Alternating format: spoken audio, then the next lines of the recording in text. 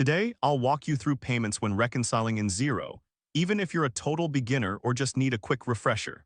By the end of this guide, you'll know exactly how to manage payments during reconciliation so you can keep your financial records accurate and up to date. Let's get started by signing into your Xero account.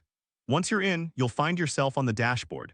Don't worry if your dashboard looks slightly different. Xero often updates its interface to improve user experience. Next, locate your business bank account. This is where the magic happens. Click on Reconcile to begin the process. Think of this as balancing your checkbook but with the efficiency of modern technology. Now it's time to review the transaction that requires reconciliation. Xero is designed to make this step straightforward. Often, it will suggest a matching payment based on the transaction details. This is like having a helpful assistant who knows your financial habits. Take a moment to review the suggested payment. Ensure that all the information aligns with your records. It's totally normal if this takes a moment. Accuracy is key here.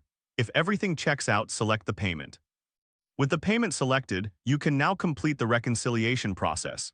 This step is akin to putting the final piece in a puzzle, ensuring everything fits perfectly.